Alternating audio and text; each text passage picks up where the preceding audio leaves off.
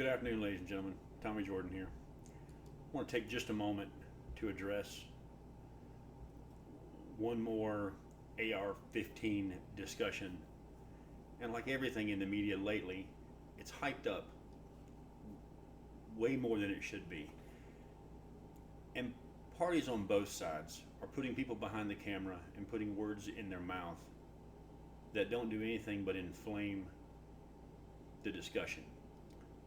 They're not factual. I'm listening to an ABC News piece here between Dana Lash and I don't know the guy's name. He's fairly popular, but they had a quote from Republican Congressman Brian Mast in Florida. Now, I'm going to play you this. You should be able to hear it. I carried an M4 carbine, very similar to an AR-15. I was carrying that weapon on the battlefield in the most dangerous country on earth for one reason, because of its lethality. My community. So here we have a Republican congressman. I'm a Republican. He's in the NRA. I'm a member of the NRA, in case that comes as a shock to anyone. But he was carrying the M4 rifle on the battlefield, the deadliest country on earth, for one reason, because of its lethality. Wow, that's a pretty awesome statement if you're using that to try to educate someone that knows nothing about firearms. But if you know anything about firearms, it's a pretty stupid statement. And although you can't call it incorrect necessarily, it's shrouded in a lot of crap. This is an AR-15. There's nothing fancy about it. This particular rifle retails for around, if you didn't have the optics and stuff on it, around $650. I think is what I probably paid for. What the military pays for the M4 is around $800 now. But that's how it comes out of the box. And he commented that the AR-15 and the M4 are just about identical, which, if you've ever served in the military, is a total BS statement. There's nothing even remotely true about that statement at all. Not just kind of BS, it's actually total BS. The only thing that makes an AR-15 and an M4 similar is their physical characteristics, their look. The look of the rifle is similar. You know why American shooting enthusiasts, let me back up. He got that for use on the deadliest battlefield on earth because of its lethality. Let me address that. Every police officer that carries a rifle in the trunk of their car that's on a rifle team also carries an AR-15. I'm sorry, carries an M4. Actually an M4 or an AR. So would you argue that we're the most dangerous country on earth? I mean, is that what you're saying? That anywhere you have this rifle is the most dangerous? You would only deploy this rifle, this bastion of death and destruction, and into the most hostile situations possible, because security guards carry them, police carry them, pretty much anyone who's in any sort of defense role whatsoever that has a rifle has an M4. Again, looks like this, but it's not. You know why we like this gun? Do you know why police like it? Do you know why the military likes it? It's really simple. There's nothing about this particular firearm that makes it amazingly lethal. This one's got a 16-inch barrel. Got a nice, comfy stock. A pistol grip. So why is it cool? Well, here's why it's cool. Here's why we like the AR-15. I'm just going to flip a button right here. Pardon me, put this down before it falls in my lap. I'm going to flip a button right here. I'm going to pull that off. Wow, I just took off my whole scope. And I can snap on another scope. I can snap on a flashlight. I can press a button right here and go back to good old-fashioned iron sights here in the rear. I can close those down, snap my scope back on, or flashlight on, or any number of things on. That's why we like the AR-15. You can attach stuff to it. It doesn't matter what the need is. People that hog hunt, that varmint hunt, I have a rig for varmint hunting and hog hunting. It has a green flashlight. It has a different scope. But if I want to deer hunt, I break out this scope, slap it on here. I go deer hunting. If I want to go coyote hunting, I change it. For self-defense, it really doesn't matter what scope I have on it or none. The gun is fine just like this. The difference between this and the M4 is this little button here on the back, and you guys probably can't see it. Let me see if I can get it up there where the camera can get it. You see this little fire selector right here? Let me get that where the camera can see it. You see what mine says? Mine says two things: safe and fire. Safe, fire. Safe, fire. You know what you don't see there? You don't see full auto. You don't see burst or 3 or anything else. Gun won't fire. Gun will fire 1 bullet every time I pull the trigger. You know what makes the AR-15 like every other semi-automatic rifle ever made? Is that they all fire 1 bullet every time you pull the trigger. Doesn't matter what it is. I have a 1967 Enfield. 1967 does the same thing. Every time you pull the trigger, it fires a round, as long as there's rounds in the magazine. And it too has magazines. This is a 10-round magazine. That's what I happen to like. Those of you guys that want to ban 30-round mags, I don't even like 30-round mags. In my opinion, anybody that shoots a lot doesn't like 30-round mags. But there's my 10-round mag. Let me get that out of the way. Okay, it's in. And now it's out. And now it's in. And now it's out. I mean, do you think banning, do you think the fact that you want to limit someone to 10 rounds matters that much? It's that quick to change. Boom, I'm out. Boom, I'm in. It doesn't matter if it's 10 rounds, 20 rounds, 30 rounds, 50-round drum, 100-round drum. Most semi-automatic, actually every single semi-automatic rifle ever made is called semi-automatic because it has the ability to fire multiple rounds if you pull the trigger multiple times. So it has to feed them from somewhere. My wife's shotgun she got when she was 16 years old from her daddy is a Browning Sweet 16. It's a semi-automatic shotgun. Nobody's trying to ban those. They're trying to ban these because of how they look. This is not an M4. It bears no functional relevance to an M4 whatsoever. It can't replace an M4. It's not an M4. It's not an assault weapon. It's not an assault rifle. It's a simple semi-automatic firearm, like every other semi-automatic firearm ever made. There's nothing fancy about it. The rhetoric and the words they use to make it sound hyped up, it's just, I hate to say it, it's just lying. You just shouldn't do it. You don't need to do it. There's enough serious discussion to have about gun control and preventing the deaths of these our high school students, well, our school students in general, high school, middle school, keeping our kids safe. Let me just say it that way. There's enough discussion that needs to be had about keeping our kids safe in this world. Getting idiots tied up on what this piece of hardware looks like is nothing but someone trying to shove an agenda down your throat by piggybacking on the fact that you're mad and your feelings are hurt and you want to protect your kids. No one that's pushing for AR, there are two kinds of people that are pushing for AR-15 bans. One, those that don't know what the hell they're talking about. They have no clue what this gun is or how it functions or why it's better or worse than anything else. And the other type is those that just simply want to ban guns. And they're piggybacking on the anger and the resentment and the hurt and the fear of the first party that I just mentioned. They're picking on you because you're dumb and ignorant and don't know. Someone's gonna quote me on that totally wrong, but I did say it. But I meant it ignorant. They're piggybacking on the fact that you're ignorant of what this firearm is, and they know that if they say it looks scary, you'll believe it. It's no different than any other gun your daddy had, your granddaddy had. This gun's. Do you know how long this gun's been around? 1959. How many of you were around back then? I wasn't. 1959. Y'all think this gun's new?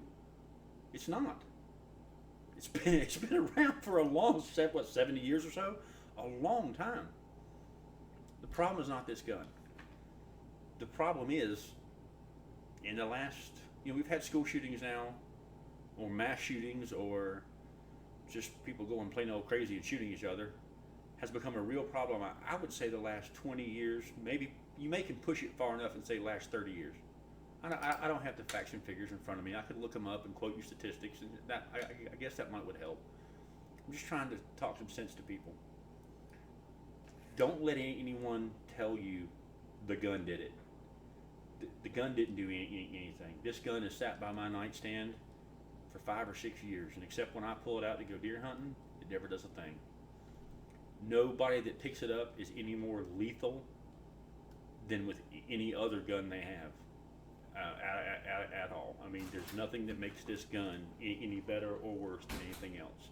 It's just a firearm. Don't get mad at the piece of equipment. Get off that conversation and move on to things that actually need to be talked about. I didn't intend this to be this kind of video, but hell, I guess I'm already here, and if you're still listening, you're already here, so I guess we'll have this conversation. I've seen a lot of things online since this high school shooting about ways to protect our kids. Put detectors in schools. I saw a guy that made a YouTube post, and quite frankly, I wanted to kind of stand up and applaud the guy. It was a young black man. Don't know his name. You may have seen the post, but you can probably Google young black guy detectors in schools YouTube video. You know, and he has a good point. I never thought about it, but he did. He said, we put detectors in airports. We put detectors in every police department and courthouse. We put them in government buildings. We put them in jewelry stores. His point was, you put them in places where valuable things are, because you want to protect valuable things. Why don't you put them in schools? You don't want to protect your kids? Now, I grew up in a place where I was literally about 5 years after the point at which you could go to school, put your gun in your locker, and take it out again after school and leave. Hell, I grew up with a shotgun, a rifle in the back glass. You just kept it there. Nobody cared about it. Nobody robbed anybody's truck and stole their hunting rifle. Nobody ever in the history of my growing up ever shot anybody with a firearm in a school parking lot, or for that matter, in a school period. It just didn't happen. The guns didn't change. People changed. Kids changed. Parents changed. You changed. The generation, my generation, I'm 40, almost 41. My generation raised their kids wrong. I like to think I didn't, but I guess we all probably like to think that. But the kids that are coming up now that are 16, 17, 18, that are committing these crimes, I don't care if they're 21, 13 to 20, it doesn't matter. The problem is people. We raised wrong people. Okay? I had a guy the other day that told me, and this is totally, I would have never thought this if he hadn't brought it up. I was picked on in school a lot. Some of you know I stutter. If you listen to the video long enough, I'm sure I'll do it. I probably already have more than once. I'm comfortable with it now. I'm 40 years old. I'm confident. I'm fine. But as a kid, man, it was a problem. I was a scrawny little kid that stuttered. You talk about somebody that got picked on? Man, I got picked on. And my friend got picked on. And he told me the other day, he's 51 now probably. And he said, do you know what the problem is? I said, what? He said, we took bullying out of schools. I said, well, that's never going to fly. You can't say that in public. I said, but, explain, because he's a pretty smart guy, and I tend to respect what he says. And he said, think about it. When you and I grew up, you got picked on. Your skin got toughened up as a kid. You didn't have a choice. I'm not saying bullying is great. It's not. I'm definitely not going to launch a bring back bullying campaign. But we didn't get participation trophies. We lost. Our feelings got hurt, and we went home crying. My baseball team in knee pants league and little league didn't win the championship, and we didn't get a trophy. That sucked. I probably cried that day. I worked hard and didn't get it. I was never an all-star in baseball. Never was. Didn't get any trophies for that. Not even for participating. I had to go home and have my feelings hurt. You know what? I learned to compete. I also learned to get a thicker skin. I got picked on because of my stuttering. Pretty badly. I got in a few fights. I lost a few fights. And before long, I got to where I won all the fights. But it didn't come by itself. It didn't just happen. It happened because I toughened up. We've done such a good job at protecting our children from everything harmful. They don't know how to deal. You have kids now, they get a bad grade, they want to cut themselves and then go commit suicide. Those kids don't know how to deal. It's not their fault. It's your fault. You raised them. I'm sorry, you can blame somebody else, but you raised them. They didn't raise themselves. Or if they did, that too is your fault. But it doesn't, and truthfully, whose fault it is doesn't matter, because it is what it is. We have what we have, and we have to live with that. We could go back to old-fashioned parenting and fix some things now. It wouldn't have any manifestations for 15 more years. So that's not a good solution, obviously. Although it may still need to be done. But, I heard another guy had a great idea. He said, why don't we, instead of sending kids to the principal's office every time or expelling them every time something goes wrong. I mean, you brought a handgun to school, boom, you're out for a month. You have a t-shirt that's offended somebody and you get sent home. Get rid of counselors and put licensed psychiatrist or licensed psychologist or a roving troop of both in the county school system. And instead of sending them to the principal and getting them punished, which I agree is not always the most appropriate solution, send them to a licensed professional who has the background to determine, to help this young person and maybe talk them through it or help get to the root of what their problem is. But if they can't do that, they have the medical training to see what I don't, to see what you as a parent don't, to see what maybe a guidance counselor doesn't, because they're trained to do this. They see problems, they look for them, and they go, wow, this kid might be trouble. Let's get him some help now. Report the mental health issue to the police. Report the mental health issue to the NICS system, the NCIC system. Dana Lash made a good point. 38 states report less than 80% of their mental health issues to NCIC. So figure 1 in 5 nut jobs in 1 in 5 states are running around who shouldn't have a firearm, and maybe who should be committed but aren't. That's a scary statistic. Wow. There's a lot of things to fix. Yes. Boy, I really didn't intend for this to be a long rant, but hell, I'm 17 minutes in, might as well keep going. I might as well just say it all right now. I may publish this, I may not, who knows. I think the number has jumped around. I think the number was either 23 or 29 calls to local police in Florida about this kid. The kid that did Nick Cruz. He was never put into the system. Obviously, that's a failing. Okay, fine. Dana Lash, stop harping on it. We know it. NRA, stop harping on it. We know it. You casting blame back on the Broward County Police Department or Sheriff's Department doesn't solve anything. But yes, that does need to be addressed. Quite frankly, that chief probably needs to lose his job. That many calls for this kid, something was wrong. And all of you are going, well, now keep in mind, all of you pro-gun guys like me are all up in arms going, well, you should have had that kid. You should have put him in jail.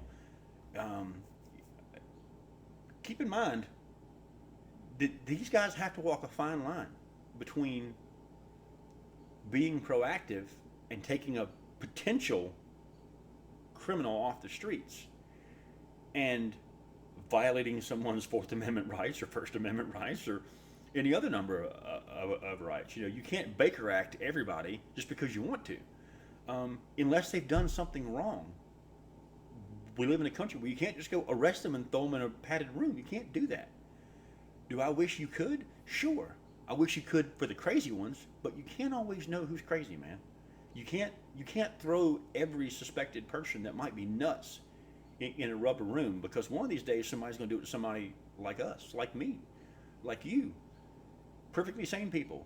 You start violating someone's rights, you're going to start violating other people's rights. And talk about a slippery slope, there's one that you don't want to have. So quit blaming the gun. The gun didn't do it.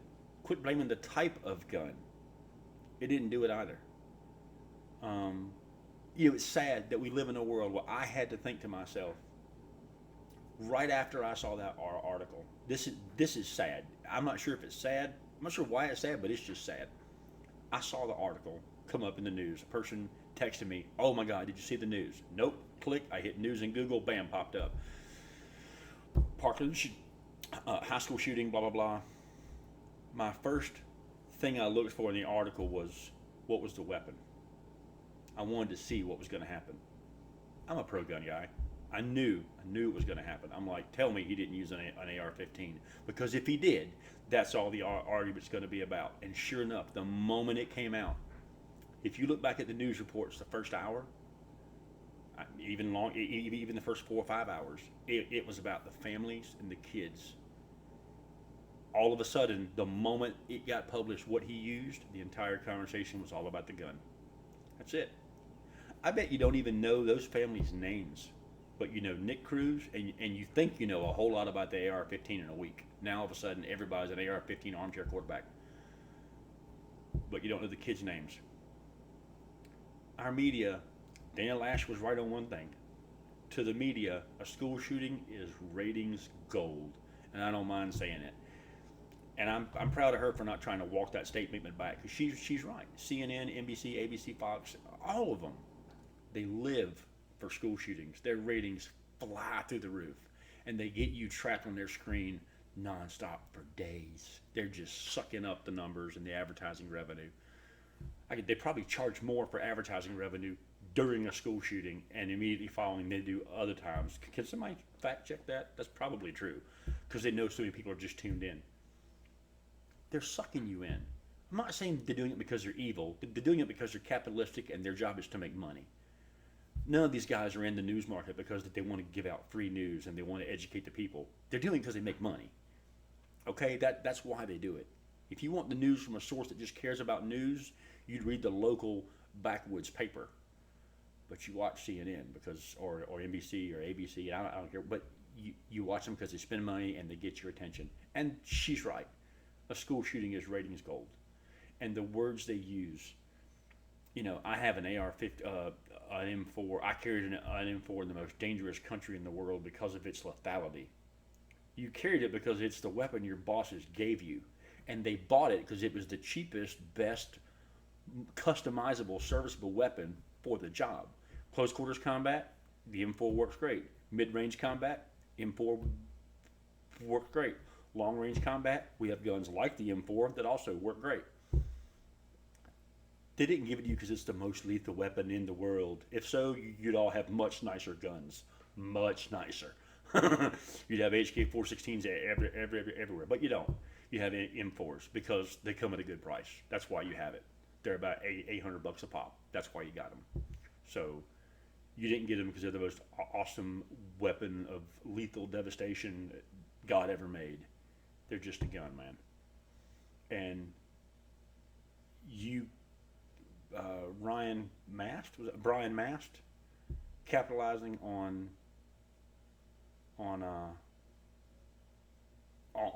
this shooting and saying it the way he did. I'm sorry. That just reeks of being a little bit scripted to me. It just does. I'm sorry. People wake up. Another thing. The problem with our response to school shootings, and again, I saw a congressman. I can't even begin to fathom what one. But he had a good point. He said, you know, you're doing knee-jerk reactions. It's gut check reactions. It's my kids got hurt. Stop this right now. These aren't things that are going to get stopped tomorrow. These are conversations that need to happen, but they're conversations that need to happen with a cool head.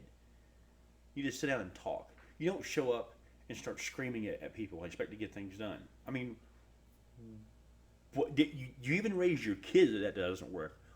What do you do when your child comes to the room 5 years old and starts screaming, "Mama, mama, mama, mama, mama," just because they want your attention? What do you do as a parent do? Do you stop talking to the adults in the room and put down your knife and fork and stop eating dinner and give them ice cream? No. You tell them, hush. The adults are talking. Wait your turn. And you teach them to interact with. They're supposed to. Yet all of you are acting like screaming 5-year-olds. Not all of you, but a large majority of you out there or acting like screaming 5-year-olds, demanding attention, tugging on mommy's skirt. I want to be heard right now, and I want what I want right now. You're talking about things that affect a nation, a culture. And I'm about as pro Second Amendment as they come. And I want a solution too. But I know I can't go to the table yelling and screaming at my mom to get her attention, to get what I want right when I want it. It takes time to have the conversation. And yes, there's a good chance between now and the time that conversation gets finished, someone else is going to die because of a firearm. Guess what? Happens every few minutes in this country. For some reason, you only care when it happens to a certain age group. Come and think of it, I'm waiting for somebody to file a reverse discrimination lawsuit for not caring about older black people dying. I'm just trying to make up a demographic here. Are we going to have a nobody cares when old people die with guns because we only care when young people die with guns? There are more things that kill people in this country every year than guns and school shootings and shootings in general that we never talk about, we never care about, we never get this passionate about. Nobody is this passionate about heart attack sandwiches at McDonald's. No one is this passionate about DUIs. They're only this passionate because they can't wrap their mind around it.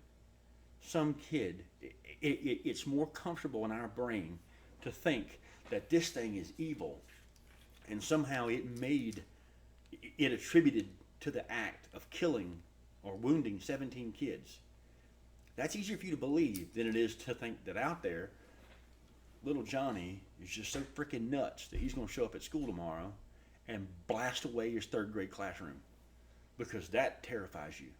But I'm sorry, that's the problem. That gun didn't do it. These psycho people, kids, adults, teenagers, they come in all shapes and sizes. They're the problem. We need to find a way to strengthen gun control using laws we already have. We have plenty of laws.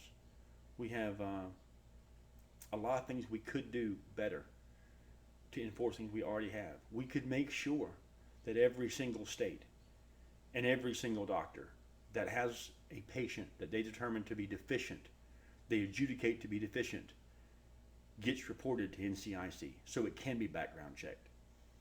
Next, maybe we put detectors in school systems. Maybe they're expensive, but it's a one-time expense every X amount of years. I would figure a metal detector is probably good for 10 years maybe?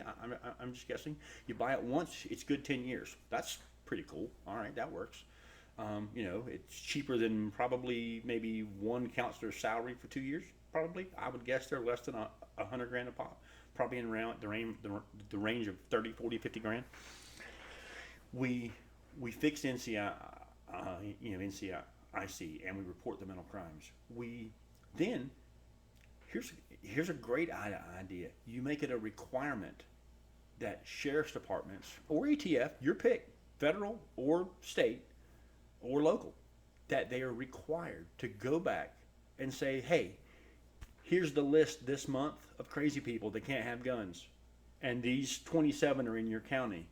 It's your job to go get them. The guns, not the people. The guns. Go get the guns.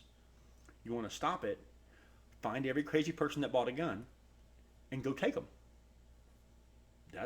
Will it solve the problem? No, but it makes a huge step forward. It definitely is going to reduce it. You can't argue that taking guns away from some crazy people is going to stop them from doing something they shouldn't do. So that's a plus. So buy some metal detectors. Report the nut jobs to NCIC and NICS. Go back and get the guns that aren't supposed to be out there in the first place. If Dana Lash's comment was correct, if her math is correct, and I haven't fact checked it, but I think her point was, I think the figure was somewhere around the range of 7.5 million guns are in the hands of people who should not be allowed to have them. Even the NRA says they shouldn't have them. We say they shouldn't have them. Everybody says they shouldn't have them. They still have them because no one's gone back to get them. 7.5 million guns. That's a population of some small countries. Imagine arming all of them and them all being crazy. They all got guns, and nobody's gone back to get them. Take back the ones from the people that aren't supposed to have them before you start taking the ones from the ones that should have them or can have them.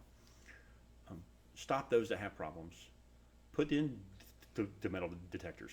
And let me get on, I'm pushing 30 minutes, but let me get on this arming school teachers thing. What are you, stupid? Don't get me wrong. There are, President Trump said it, there are some veterans that have come back from the war, come back from service, chose to go into teaching. Well, sure, there are. And that's awesome. I mean, I think that's a great thing.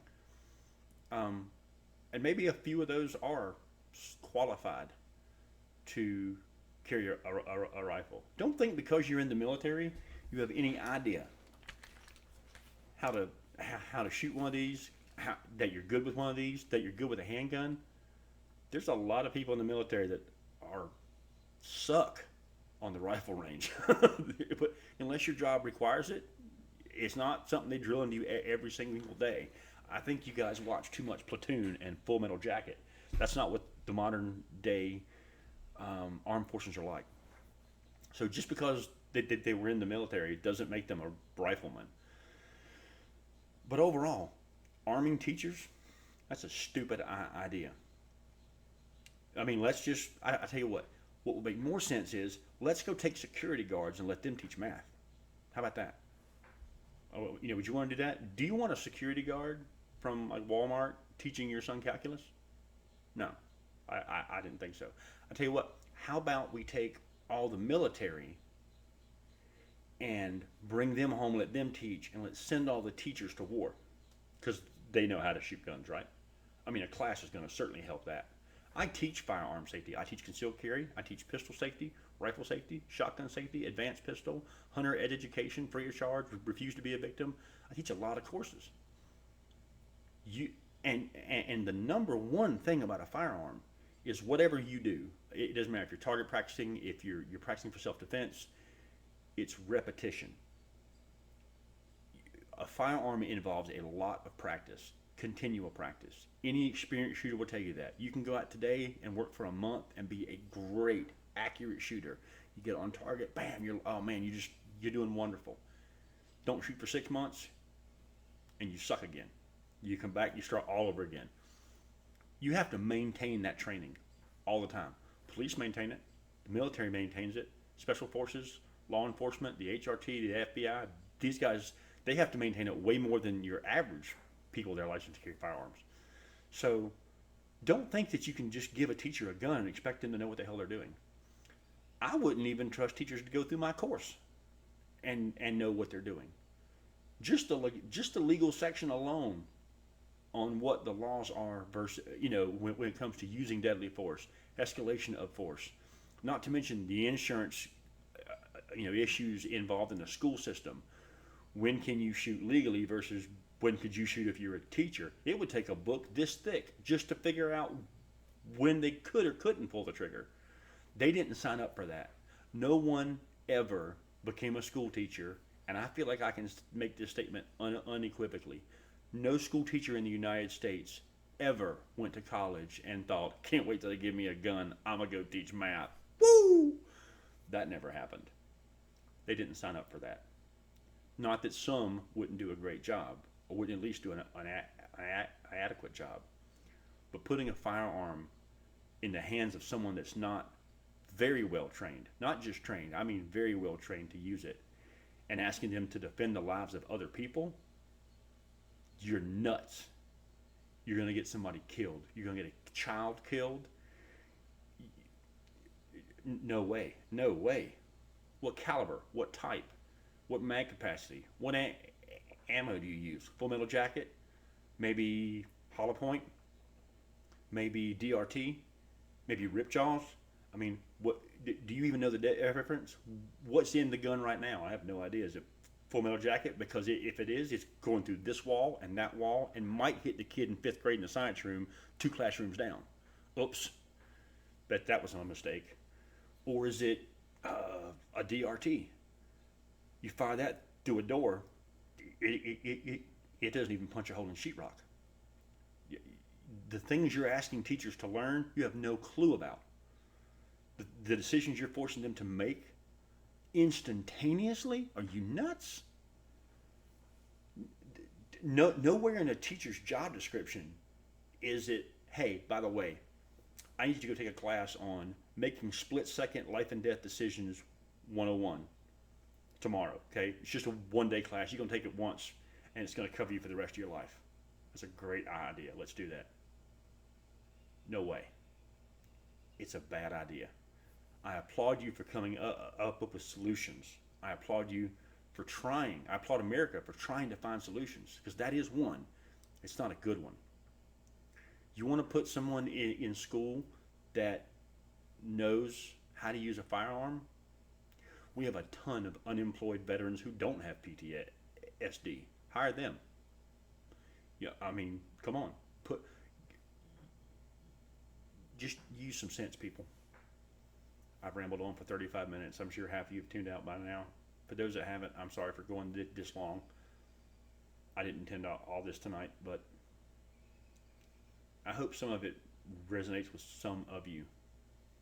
The thing I want you to take away from this is stop making knee-jerk reactions, and let's have a conversation. And conversations take time. And like it or not, you're not going to solve anything tomorrow. We need to talk to our schools, talk to our politicians, and have them talk to Washington. But we need to talk. Stop screaming, stop yelling like a 5-year-old, and talk to each other and make some change and be prepared to give. I'm a staunch, dyed-in-the-wool Republican who loves his guns, but I'm listening. I'm waiting for a good idea, and there's a lot more like me. Don't listen to the ones that stand up and scream on Facebook, "You're never gonna get my guns." Those guys exist, but they're just as stupid on our side of the aisle as the take everyone's guns crowd is on your side of the aisle. So somewhere out there are sensible people on both sides of this conversation. We need the rest of you to shut up long enough for the grown-ups to have a talk, and let's figure it out. Here's my 2 cents. Have a good day, y'all.